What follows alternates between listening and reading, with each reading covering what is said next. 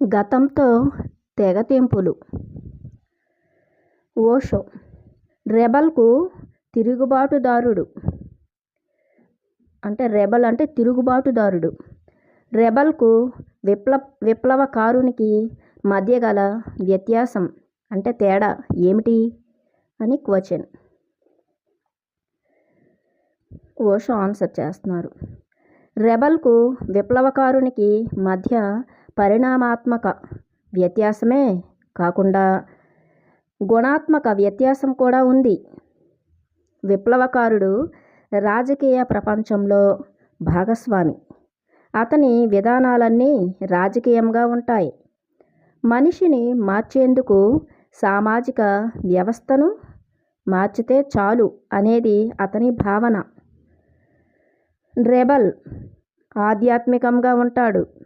అందుకే అతని విధానాలన్నీ పూర్తిగా వ్యక్తిగతంగా ఉంటాయి.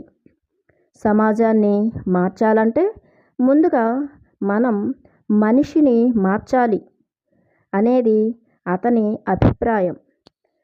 సమాజానికి తనదైన ఉనికి లేదు.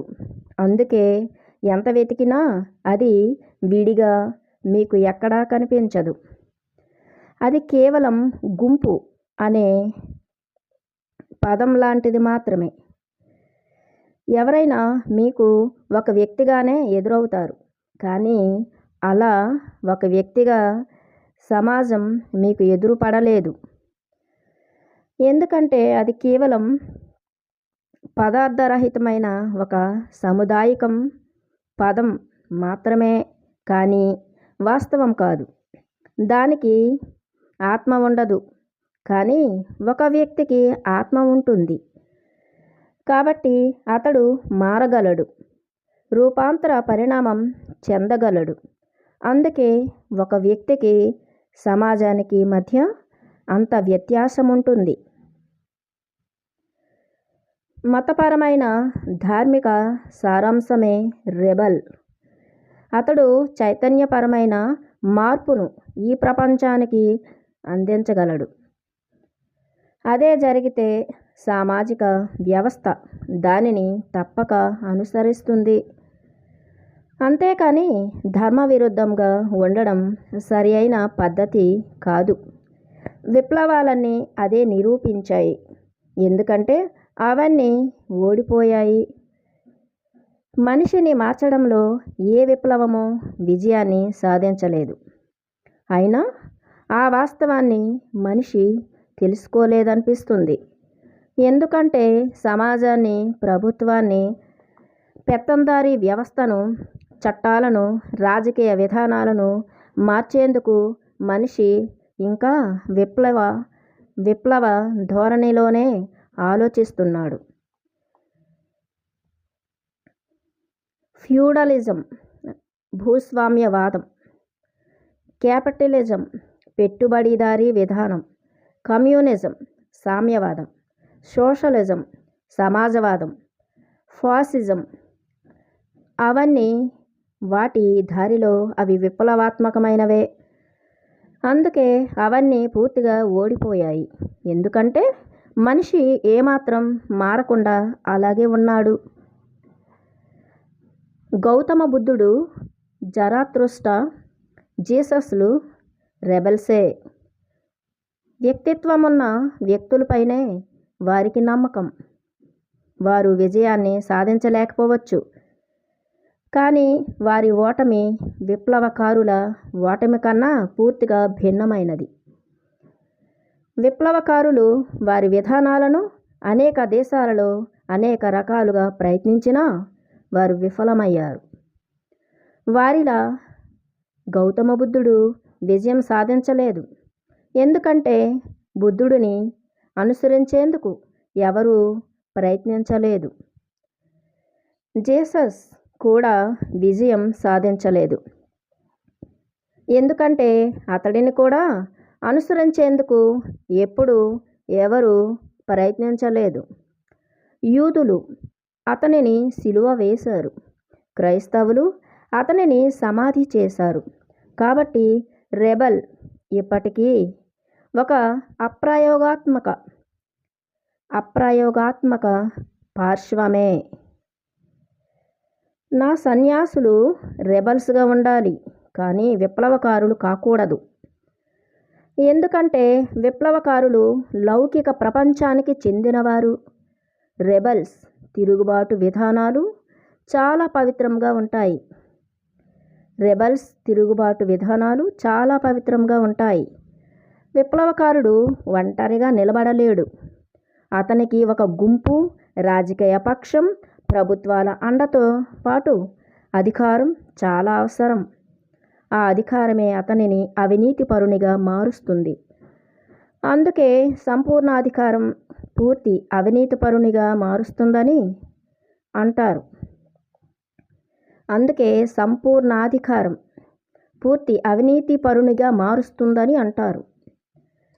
విప్లవం ద్వారా అధికారాన్ని సాధించిన విప్లవకారులందరూ అదే అధికారం ద్వారా పూర్తి అవినీతిపరులుగా మారినవారే. అధికారం వారి మనస్సులను అవినీతిమయం చేసింది. అందుకే సంస్థాగతమైన అధికారాన్ని వారు ఏమాత్రం మార్చలేకపోయారు. కేవలం పేర్లు మాత్రమే మారాయి, కానీ సమాజం అదే తీరులో కొనసాగుతోంది. ఎందుకంటే అనేక శతాబ్దాలుగా మనిషి చైతన్యం ఏమాత్రం ఎదగలేదు. ఎప్పుడైనా ఒకసారి ఒక మనిషి వికాసాన్ని పొందుతాడు, కానీ అనేక లక్షల మందిలో ఒకడు వికాసాన్ని పొందినంత మాత్రాన అతని మాట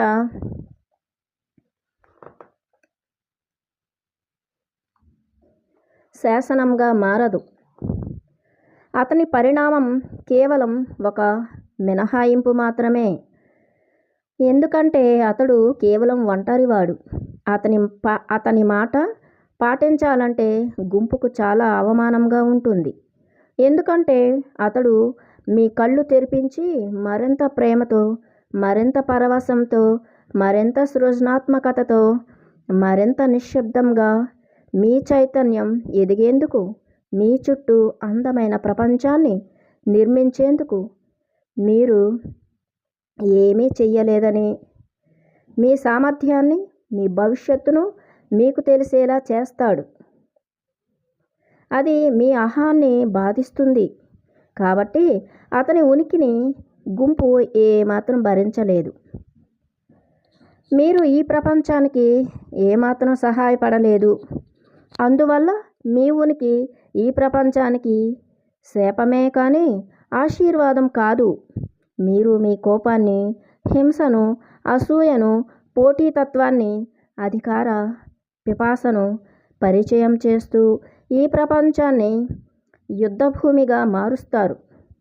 రక్తదాహంతో ఉన్న మీరు ఇతరులను కూడా మీలాగే తయారు చేస్తారు. మీరు మానవాళికి మానవత్వం లేకుండా చేస్తారు. అలాగే మనిషి ఒక్కొక్కప్పుడు జంతువు కన్నా హీనంగా ప్రవర్తించేందుకు మీరు సహాయపడతారు. అందుకే బుద్ధుడు లేదా కబీర్ లేదా చువాంగ్సులు మిమ్మల్ని బాధిస్తారు. ఎందుకంటే వారు వికాసాన్ని పొందినవారు. మీరు మాత్రం ఊరికే అలా నిలబడి ఉంటారు. ఎన్నో వసంతాలు వస్తూ పోతూ ఉంటాయి, అయినా మీలో ఏదీ వికసించదు. ఏ పక్షి మీపై గూడు కట్టుకొని పాటలు పాడదు. సోక్రటీసుకు విషమిచ్చి జీసస్ను సిలువ వేసి చంపడమే మంచిది. అప్పుడే మీరు ఆధ్యాత్మిక హీనులుగా భావించే అవసరం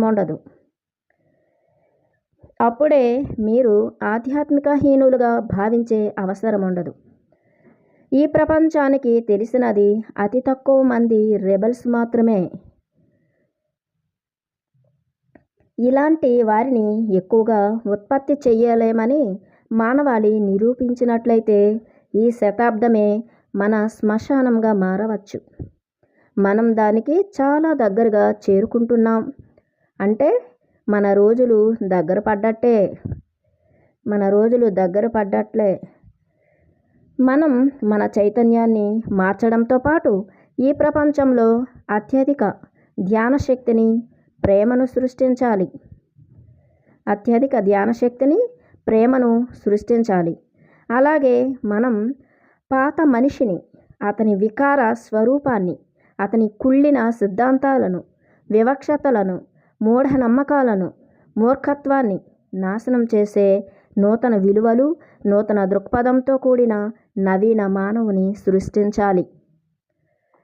గతంతో తెగతెంపులే తిరుగుబాటు వైఖరికి అర్థం. సంస్కరణ, విప్లవం. సంస్కరణ, విప్లవం, తిరుగుబాటు అనే పదాలకు అర్థం తెలుసుకుంటే మీకు చాలా ఉపయోగంగా ఉంటుంది. సంస్కరణ అంటే మార్పు. పాతది అలాగే ఉంటుంది, కానీ దానికి మీరు ఒక కొత్త రూపాన్నిచ్చి దానిని పూర్తిగా మార్చేస్తారు. అంటే పాత భవంతిని శుభ్రం చేసి వెళ్ళ వేసి కొత్త కిటికీలు, ద్వారాలు అమర్చి కొత్తదిగా చేస్తారు. కానీ ఆ భవంతి వాస్తవ నిర్మాణంలో ఎలాంటి మార్పు ఉండదు. సంస్కరణ అంటే అదే. విప్లవం సంస్కరణ కన్నా చాలా తీవ్రంగా ఉంటుంది. పాతది అలాగే ఉంటుంది, కానీ దానికి అనేక మార్పులు చేస్తారు. అంటే పాత భవంతికి వెళ్ళవేసి కొత్త కిటికీలు, ద్వారాలు అమర్చి శుభ్రం చేయడమే కాకుండా ఆ భవంతిపై అంతస్తులు వేస్తారు. అలా దాని మౌలిక నిర్మాణంలో కూడా అనేక మార్పులు చేస్తారు. పాతది నాశనం కాకపోయినా దాని రూపురేఖలు కొత్త మార్పుల మరుగున పడిపోతాయి. నిజం చెప్పాలంటే ఆ పాత భవంతి కొత్తగా మారిన భవంతికి పునాదిగా మారిపోతుంది. కాబట్టి పాత దానితో కొనసాగింపే విప్లవం. గతంతో తెగతెంపులే తిరుగుబాటు. అంతేకాని అది సంస్కరణ కాదు, విప్లవం కాదు. కేవలం పాత వాటితో తెగతెంపులు చేసుకోవడమే తిరుగుబాటు. అంటే పాత మనుషులు, పాత మతాలు, పాత రాజకీయ సిద్ధాంతాలు, ఇలా పాత వాటన్నింటితో మీకు మీరే తెగతెంపులు చేసుకొని కొత్త జీవితాన్ని మీరు మొదటి నుంచి ప్రారంభించడం అన్నమాట. అలా మళ్ళీ కొత్త జీవితాన్ని ప్రారంభించేందుకు మానవాళిని మనం సిద్ధపరచనంత వరకు పునర్నిర్మాణం జరగదు. అంటే పాతవన్నీ మరణించడం, కొత్తది పుట్టడం జరగదు. ఒక ముఖ్య విషయం చెప్తున్నాను. గౌతమ బుద్ధుడు పుట్టిన వెంటనే అతని తల్లి చనిపోయింది. అతడు తల్లి గర్భం నుంచి బయటకు రావడం, ఆ తల్లి ఈ అస్తిత్వం నుంచి బయటకు వెళ్ళిపోవడం ఒకేసారి జరిగాయి. బహుశా ఇది చారిత్రాత్మకమైనదే. ఎందుకంటే ఒక బుద్ధుడు ఎప్పుడు జన్మించినా వెంటనే అతని తల్లి చనిపోతుంది. అంటే ఒక రెబల్ ఎప్పుడు జన్మించినా వెంటనే పాతది మరణిస్తుంది. అందుకే నేను దీనిని ఒక సంకేతంగా, అతి ముఖ్యమైన సూచనగా స్వీకరిస్తాను. ఇదే ఇప్పుడు ఒక బౌద్ధ మత సంప్రదాయ భావనగా మారింది.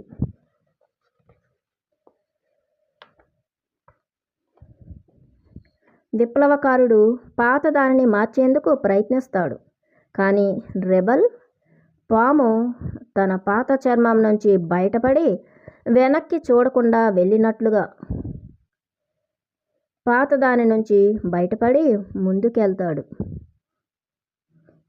అలాంటి రెబల్స్ను మనం ప్రపంచవ్యాప్తంగా సృష్టించకపోతే మనిషికి భవిష్యత్తే లేదు. పాత మనిషి సాటి మనిషికి యముడయ్యాడు. పాత మతాలు, పాత సిద్ధాంతాలు, అవి అందించిన పాత ఆలోచనలతో నిండిన పాత మనసు, ఇవన్నీ ఏకమై ప్రపంచ ఆత్మహత్యకు దారితీసే పరిస్థితిని కల్పించాయి. కేవలం నవీన మానవుడు మాత్రమే ప్రపంచ మానవాళిని, ఎంతో అందమైన ఈ భూమిని రక్షించగలడు. నేను తిరుగుబాటును బోధిస్తానే కానీ విప్లవాన్ని బోధించను. నా దృష్టిలో తిరుగుబాటు వైఖరి ఒక ధార్మికునికి ఉండవలసిన ముఖ్య లక్షణం. అదే సంపూర్ణ స్వచ్ఛతతో కూడిన అసలైన ఆధ్యాత్మికత. విప్లవాల రోజులు ముగిశాయి. ఫ్రెంచి విప్లవం, రష్యా విప్లవం, చైనా విప్లవాలు, విఫలమయ్యాయి. మన దేశంలో గాంధీ విప్లవం అతని కళ్ళ ముందే విఫలమైంది. తన జీవితం అంతా గాంధీ అహింసను బోధిస్తూనే ఉన్నాడు. కానీ అతని కళ్ళ ముందే దేశం విడిపోయింది. అనేక లక్షల మంది చంపబడ్డారు, సజీవ దహనమయ్యారు. అనేక లక్షల మంది స్త్రీలు మానభంగానికి గురయ్యారు. చివరికి గాంధీని కూడా కాల్చి చంపారు. ఒక అహింసాయుత సన్యాసికి దక్కిన వింత ముగింపు అది. గాంధీ తాను బోధించినవన్నీ మర్చిపోయాడు. అతని విప్లవం ముగిసే ముందు లూయిస్ ఫిషర్ అనే అమెరికా దేశపు ఆలోచనాపరుడు, మీ దేశానికి స్వతంత్ర్యం వచ్చిన వెంటనే మీరు మీ సైన్యాన్ని, అస్త్రాలను, ఆయుధాలను ఏం చేయాలనుకుంటున్నారు అని అడిగాడు గాంధీని. వెంటనే గాంధీ అతనితో ఆ అస్త్రాలు, ఆయుధాలను సముద్రంలో పారవేసి సైనికులను తోటలలో, పొలాలలో పనిచేసేందుకు పంపుతాను అన్నాడు. అప్పుడు మీ దేశంపై ఎవడైనా దాడి చేస్తే అన్నాడు లూయిస్ ఫిషర్. వెంటనే మేము అతనిని అతిథిగా ఆహ్వానించి, ఎందుకు అనవసరంగా మాతో గొడవ పడతావు? కావాలంటే నువ్వు కూడా ఇక్కడ మాలాగే హాయిగా జీవించవచ్చు అని అతనికి చెప్తాం అన్నాడు గాంధీ అతనితో. అలా గాంధీ తన వేదాంతాన్ని పూర్తిగా మర్చిపోవడంతో అతని విప్లవం పూర్తిగా విఫలమైంది. చెప్పుకునేందుకు ఇవన్నీ చక్కగా ఉంటాయి, కానీ అధికారం చేతికి రాగానే దానిని వదులుకోలేని బలహీనత, చేసిన వాగ్దానాలు అమలు చేయలేని పరిస్థితులు ఎదురవుతాయి. అందుకే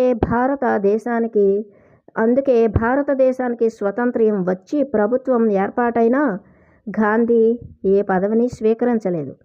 ఎందుకంటే అస్త్రాలను, ఆయుధాలను సముద్రంలో పారవేసి సైనికులను తోటలలో, పొలాలలో పనిచేసేందుకు పంపుతానన్న గాంధీ ఇప్పుడు ప్రపంచానికి ఏమని సమాధానం చెప్పాలి? అలా చేస్తే అనేక సమస్యలు ఎదురవుతాయి. అప్పుడు తన సిద్ధాంతాలకు విరుద్ధంగా పనిచేయవలసి వస్తుంది. కేవలం ఆ భయం వల్లే గాంధీ ఏ పదవిని స్వీకరించకుండా దేనికోసమైతే జీవితాంతం పోరాడాడో ఆ బాధ్యత నుంచి తప్పించుకున్నాడు. కానీ గాంధీ ఎంపిక చేసిన అతని శిష్యుల ద్వారానే తొలి భారత ప్రభుత్వం ఏర్పాటైంది. అయినా గాంధీ ఎప్పుడూ అస్త్రాలను, ఆయుధాలను సముద్రంలో పారేయమని, ఎందుకంటే అస్త్రాలను, ఆయుధాలను సముద్రంలో పారేసి సైనికులను తోటలలో, పొలాలలో పనిచేసేందుకు పంపుతానన్న గాంధీ ఇప్పుడు ప్రపంచానికి ఏమని సమాధానం చెప్పాలి? అలా చేస్తే అనేక సమస్యలు ఎదురవుతాయి. అప్పుడు తన సిద్ధాంతాలకు విరుద్ధంగా పనిచేయవలసి వస్తుంది. కేవలం ఆ భయం వల్లే గాంధీ ఏ పదవిని స్వీకరించకుండా దేనికోసమైతే జీవితాంతం పోరాడాడో ఆ బాధ్యత నుంచి తప్పించుకున్నాడు. కానీ గాంధీ ఎంపిక చేసిన అతని శిష్యుల ద్వారానే తొలి భారత ప్రభుత్వం ఏర్పాటైంది. అయినా గాంధీ ఎప్పుడూ అస్త్రాలను, ఆయుధాలను సముద్రంలో పారేయమని ప్రభుత్వానికి చెప్పలేదు. అలాగే భారతదేశంపై దాడికి సిద్ధమైన పాకిస్తాన్ను అతిథిగా ఆహ్వానించమని కూడా చెప్పలేదు. పైగా దాడి సందర్భంగా పాకిస్తాన్పై బాంబులు వేసేందుకు వెళ్ళే వైమానిక సిబ్బందిని మిమ్మల్ని విజయం పరికించుగాక అని ఆశీర్వదించి పంపాడు. ఆ ఆశీర్వాదాన్ని స్వీకరించిన వైమానిక సిబ్బంది కొద్ది రోజుల క్రితం వరకు మన తోబుట్టువులుగా ఉన్న పాకిస్తాన్ పౌరులపై బాంబులు వేసేందుకు వెళ్ళారు. అలా గాంధీ విప్లవం విఫలమైంది. అలాగే రష్యా విప్లవం కూడా లెనిన్ కళ్ళ ముందే విఫలమైంది. అతను ఎప్పుడూ కార్ల్ మార్క్స్ సిద్ధాంతాలనే బోధించేవాడు.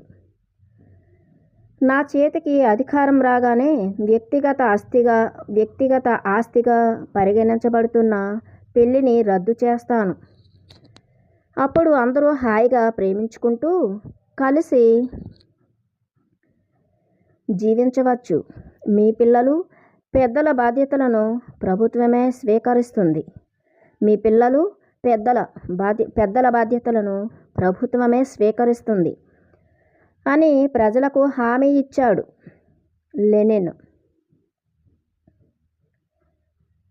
కానీ విప్లవం ముగిసిన అధికారం చేతికి రాగానే ఇచ్చిన హామీ ఎంత ప్రమాదకరమైనదో, కుటుంబ వ్యవస్థపై సమాజం ఎంతగా ఆధారపడి ఉందో లెనిన్కు తొలిసారిగా తెలిసింది. పెళ్లిని రద్దు చేస్తే పిల్లల పట్ల, పెద్దల పట్ల, కుటుంబ వ్యవస్థ పట్ల బాధ్యత లేకపోవడంతో ప్రజలు విచ్చలవిడితనానికి హద్దుండదు. అప్పుడు అంతా అస్తవ్యస్తమవుతుంది. పైగా కుటుంబ బాధ్యతలున్న ప్రజలే ప్రభుత్వం చెప్పినట్లు వింటారు. లేకపోతే వారు ప్రభుత్వాన్ని ఎదిరిస్తారు.